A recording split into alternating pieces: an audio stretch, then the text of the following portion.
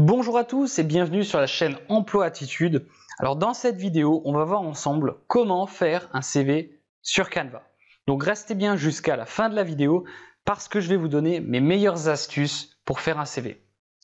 Donc si ce n'est pas encore déjà fait, abonnez-vous, laissez un petit like, ça fait toujours plaisir. Donc dans cette vidéo, on va voir ensemble comment faire un CV sur Canva. Alors je ne sais pas si vous connaissez Canva, mais Canva c'est un super outil professionnel. Comme vous pouvez le voir, donc sur Canva on peut faire des CV, on peut même y faire des vidéos, des vignettes YouTube, des logos, des présentations, des documents A4, etc., etc. Donc ce qui est cool et génial, c'est que vous pouvez directement trouver un modèle qui vous plaît. Ça vous évite de passer sur Word et de devoir créer vous-même votre modèle. Là, vous partez vraiment d'un modèle existant, donc c'est beaucoup plus facile. Donc je vous donne un exemple. Donc on clique sur CV. Donc une nouvelle page se crée.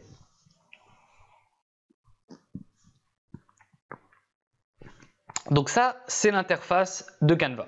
Donc comme vous pouvez le voir, donc on a l'onglet modèle, importation, photo, éléments, texte, audio, vidéo, arrière-plan et dossier.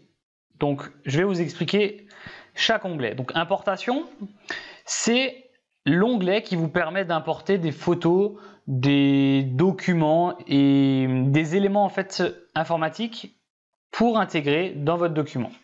Ensuite, vous avez les photos. Donc si maintenant on va dans photos, c'est en fait une banque en fait de données, si vous voulez, qui sont libres de droit. Par exemple, si j'ai envie d'écrire maintenant voiture, eh ben, il me sort toutes les images liées à la voiture libres de droit. Bon, ça va pas trop nous servir pour les CV, mais ça peut nous servir par exemple à faire une image de fond par exemple sur un CV où on peut mettre, par exemple, vous travaillez dans le domaine de l'hôpital, dans le domaine médical, voilà, on peut mettre cette image en fond. Ensuite, vous avez les éléments. Donc les éléments, pareil, ce sont des éléments, des illustrations. Par exemple, voilà, si je mets hôpital, voilà, ce sont des illustrations. Ensuite, vous avez le texte. Vous pouvez choisir votre police. Audio, vidéo, même principe, arrière-plan. Voilà. Nous, ce qui nous intéresse, ce sont les CV. Donc, on va choisir un CV parmi la banque de CV. Donc, choisissez le CV qui vous plaît le plus. Surfez un petit peu sur les CV, regardez. Donc là, maintenant, on va aller dans CV moderne. On va regarder un petit peu un CV qui nous plaît. Voilà. On va prendre quelque chose de simple. Par exemple, prenons celui-là. Voilà. Donc, on va zoomer un petit peu. 50, voilà. Celui-là, on va le mettre de côté. 75. Voilà. Donc là, c'est super facile. Vous remplissez, en gros, le CV. Donc vous remplacez les informations qui sont existantes par les vôtres. Par exemple, donc là c'est en anglais. Et vous changez. Donc je mets téléphone et je mets mon numéro.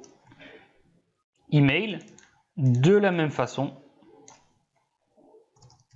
Voilà. Votre prénom, nom de famille et votre profil, qu'est-ce que vous cherchez? Par exemple, on peut mettre ingénieur informatique, par exemple. Donc ce qui est génial, c'est que le modèle est déjà pré-rempli et vous n'avez pas besoin de changer en fait les polices. Vous pouvez le laisser tel que. Profil, ça c'est qu'est-ce que vous cherchez actuellement. Donc on peut mettre ingénieur informatique,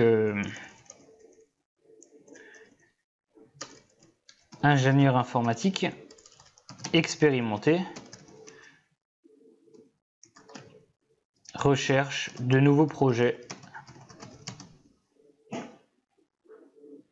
etc., etc., etc. Donc vous présentez en fait votre situation et qu'est-ce que vous cherchez. Ensuite, l'expérience, exactement pareil. où est-ce que vous avez travaillé auparavant. Par exemple, Renault, voilà, 2015 à maintenant, et vous présentez quelques projets que vous avez eus. Par exemple,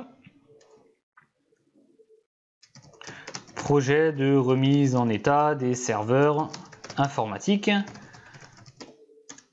reporting auprès du responsable, etc., etc. Donc si vous n'avez pas réellement des projets, vous pouvez mettre des tâches que vous avez régulièrement, par exemple du reporting. Donc le reporting, c'est quoi? C'est vous faites en fait état des lieux de votre situation, des projets que vous avez eus à votre chef, des soucis que vous avez pu avoir. Donc ça, c'est du reporting. Voilà, donc vous présentez un petit peu vos tâches quotidiennes. Voilà, donc vous continuez. Et donc c'est génial, c'est que si maintenant vous voulez augmenter en fait l'espace, vous n'avez qu'à faire vous sélectionnez en fait la zone et vous copiez ici. Voilà. Donc vous avez créé une nouvelle zone. Dit automatiquement le copier-coller. Donc vous le mettez en dessous et vous décalez du coup parce qu'on ne peut pas mettre plus que la feuille A4 et donc vous décalez au fur et à mesure pour que votre CV s'équilibre. Alors je sais ce que vous allez me dire, oui ok, mais admettons que j'ai beaucoup d'expérience, j'ai beaucoup de formation. Alors là on va pas pouvoir tout mettre, il va falloir faire le tri. Par exemple, vous avez des diplômes, je vous donne un exemple, vous avez des diplômes bac, brevet, ce genre de choses, vous pouvez l'oublier, vous ne le mettez pas, vous gagnez de la place. Ne mettez que les choses importantes.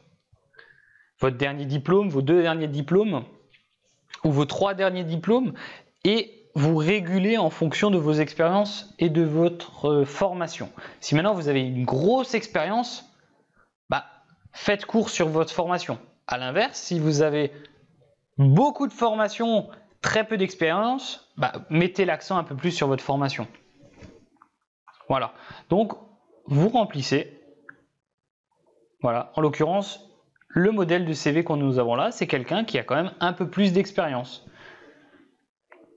Donc, il a eu 2 postes et il a rempli sa formation de manière très simple.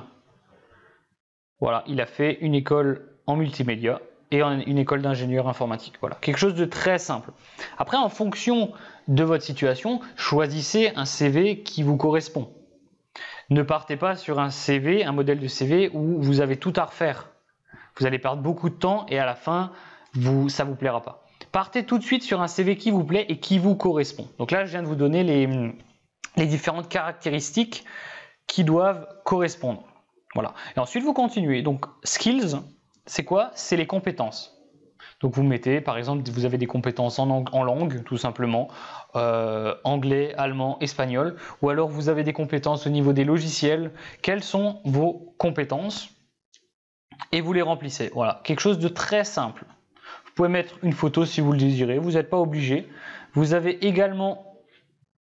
Donc, si vous revenez en arrière et qu'on retourne sur CV, vous avez des modèles sans photo, par exemple. Vous n'êtes vraiment pas regardez. Vous n'êtes vraiment pas obligé de mettre des photos. Hein. Là, vous avez un autre modèle qui est présenté différemment, en français cette fois. Profil, expérience professionnelle, formation, récompense. Vous pouvez avoir des récompenses. Meilleur stagiaire, expert en communication, par exemple. Vous avez des références. Est-ce que quelqu'un peut se tenir garant pour vous? Vos coordonnées. Compétences personnelles, compétences professionnelles. Voilà, quelque chose de très simple. Après, pour changer les couleurs, par exemple, vous allez sur l'encadré et vous le changez. Je le veux, par exemple, en bleu. Voilà. Et c'est ça qui est génial avec Canva, c'est que c'est très intuitif. C'est pas comme Word où il faut aller chercher les onglets, les icônes, etc., etc. C'est quelque chose de très très simplifié. Moi, je l'utilise très régulièrement pour mes CV, pour n'importe quel document, parce qu'on n'est pas obligé de passer des heures et des heures et des heures sur Word pour essayer d'arriver à assembler les formes, les couleurs, etc., etc. Là, vous avez directement un modèle, vous remplissez votre modèle avec vos informations et le tour est joué. et c'est terminé. Et pour la lettre de motivation, c'est exactement pareil. Dites-moi en commentaire si ça vous plairait une vidéo sur comment faire une lettre de motivation sur Canva. Dites-le moi en commentaire, il n'y a pas de problème. Si ça vous intéresse, je vous ferai la vidéo. Voilà, donc on a fait un petit peu le tour du logiciel. Dites-moi en commentaire si ça vous a plu. Surtout n'hésitez pas à vous abonner pour être tenu au courant de mes prochaines vidéos. On se dit à la prochaine. Allez, ciao!